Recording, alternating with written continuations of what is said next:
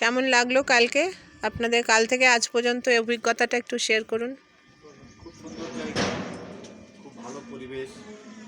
আমরা দিদি ভাইয়ের হোটেলে ছিলাম, রাত্রে ডিনার উনি দিয়েছেন, সকালের ব্রেকফাস্ট দিল।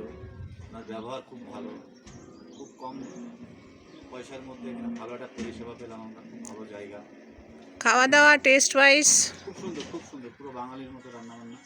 বাঙালির মতো বাঙালি রান্নাবান্না, হোটেলেও মানে বাঙালি, হ্যাঁ।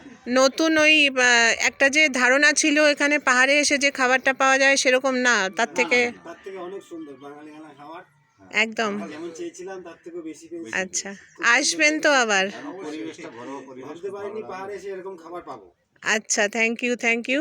আর আসবেন, সবাইকে বলবেন, অবশ্যই আসবেন। আর যাদের মনে এই ধারণা আছে, বিশেষ করে আপনার দিদি, ওনাকে অবশ্যই বলবেন একবার এসে ঘুরে যেতে, একদিন দুদিন থাকতে ভালো লাগবে।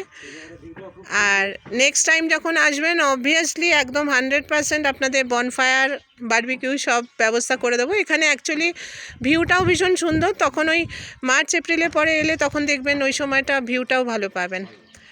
আর এরপরে আর কি, আশা করি ভালোভাবে যাবেন, সাবধানে যাবেন। যারা আসতে চাইবে তাদেরকে একদম সবাইকে একটু বলবেন, কারণ এটা নতুন ওপেন করেছি তো, আপনাদের সহযোগিতা আমাদের খুব দরকার।